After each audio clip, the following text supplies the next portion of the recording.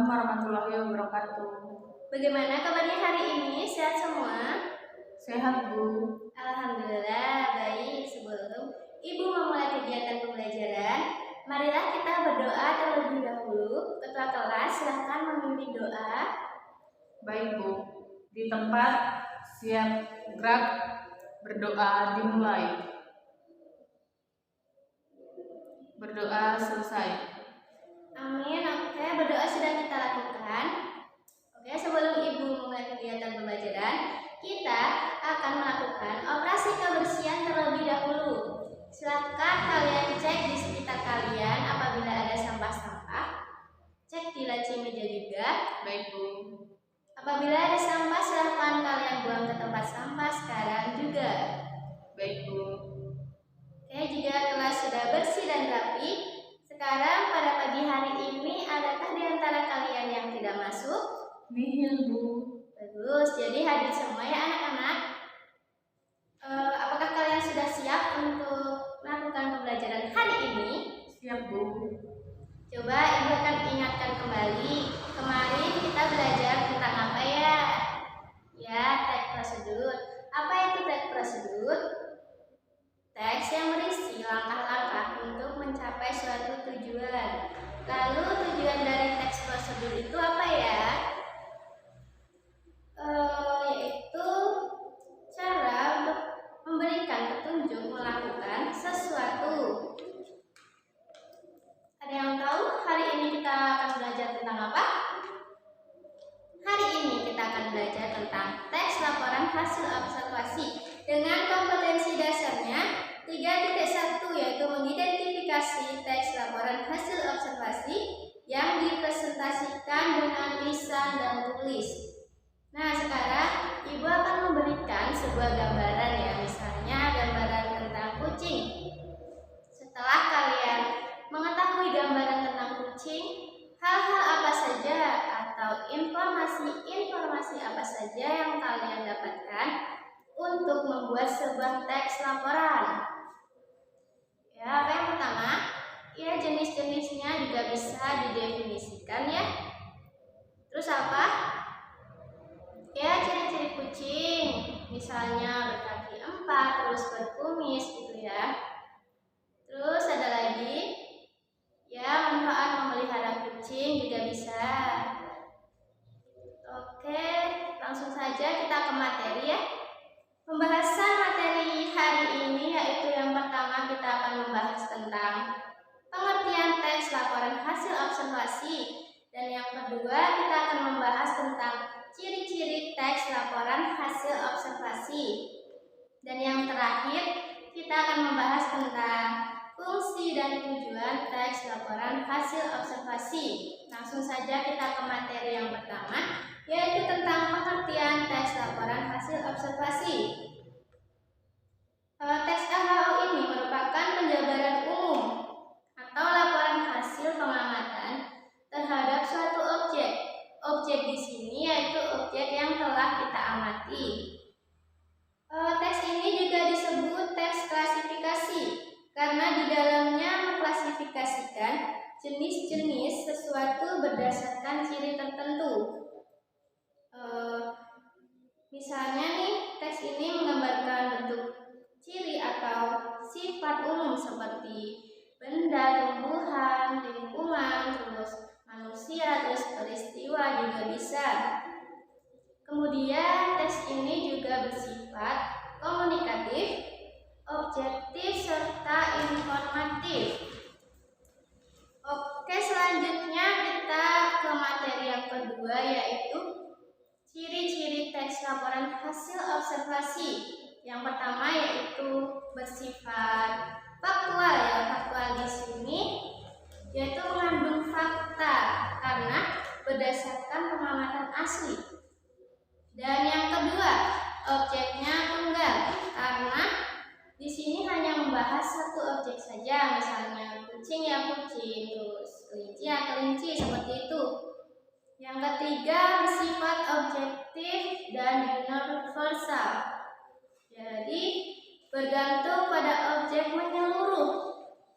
Yang keempat, ditulis lengkap dan sempurna.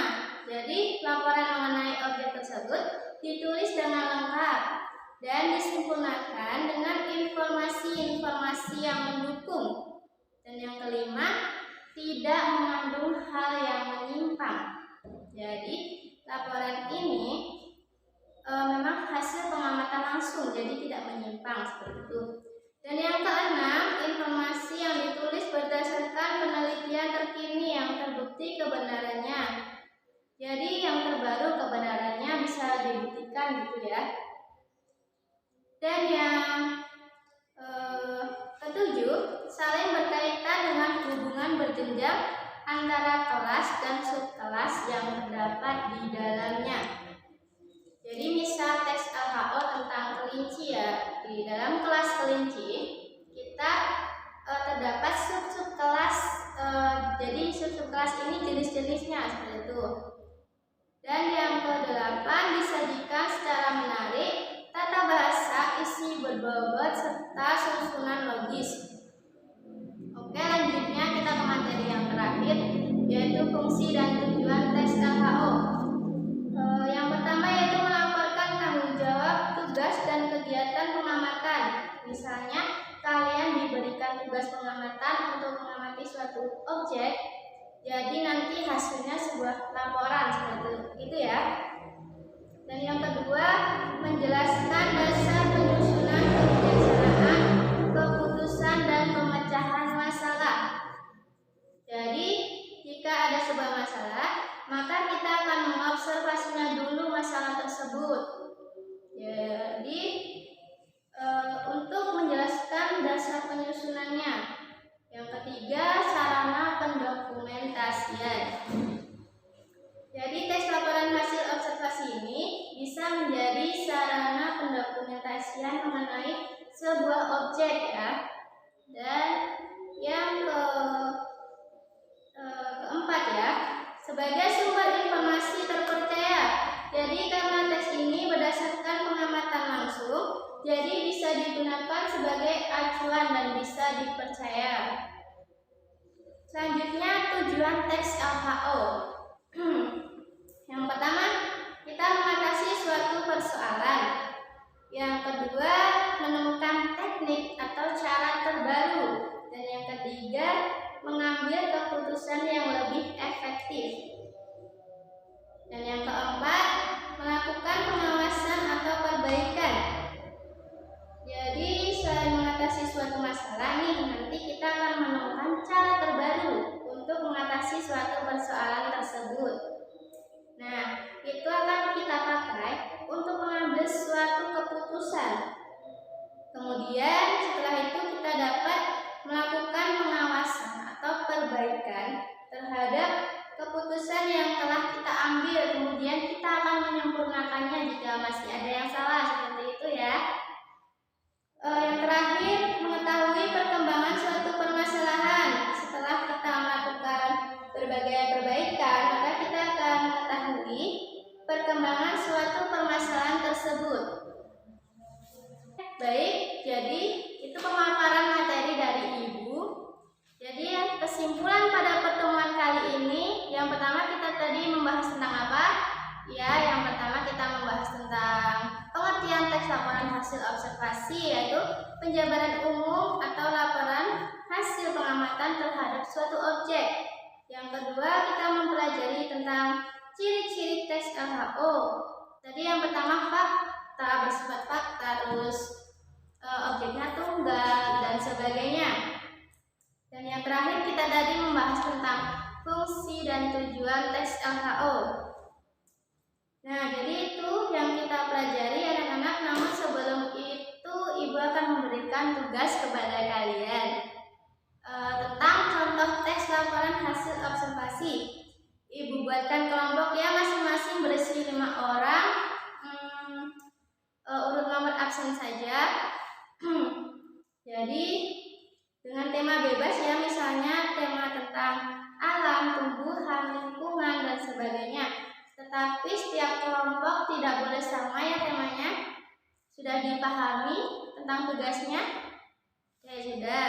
Baik, Ibu cukupkan pertemuan hari ini. Wassalamualaikum warahmatullahi wabarakatuh.